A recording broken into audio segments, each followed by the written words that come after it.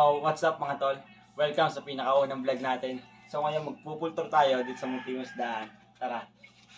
Natin simulan sa ating fry ng HBRRT na inihiwalay natin sa parents para mas mabilis lumaki. Kita nyo naman na babago pala nagkakakulay, babagong pumupula. Sunod ay albino platinum white na breeder natin. Hindi naman quality, pet grade lang. Pero magbubugo pa din yun ng mga Dito yung mga nauna nilang fry. Maliliit pa din yung mga naunang fry. Ito naman, ito ang ating EBM na kakukuha lang natin kagabi. At saka ang ating full gold na Juby. Ito naman ay fry ng ating feeder. Yan, mga bagong bagong buga. At saka Vienna Swordtail. Yan, mga fry pa din. Ito yung breeder nila. Dito naman ay ang ating breeder ng feeder. Yan, breeder natin ng feeder yan. Tapos ito ay ano nga to? Yung blue polar. Ito naman ang ating mga yellow banana. Yan, medyo madilim pero kita naman yan. Yan, mga yellow banana natin yan.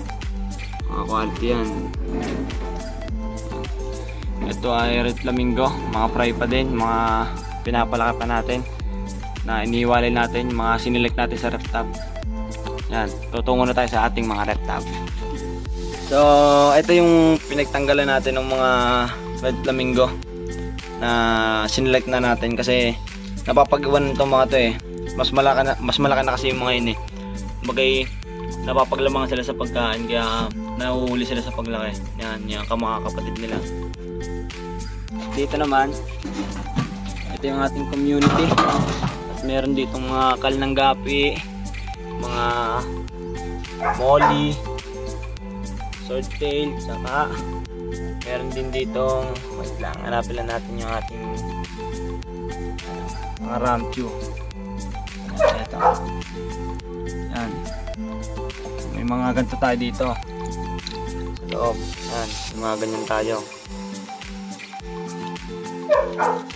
Dito naman ay HBRRT na mga breeder. Yan. Mga breeder natin yan. At yan. Saka mga fry. Mga nag-drop na sila nung uli. May mga maliliit pa. At yun lang.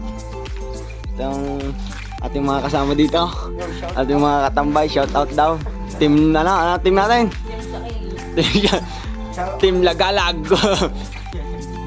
Team Dako. Yan, thank you. Bye bye na. Peace out.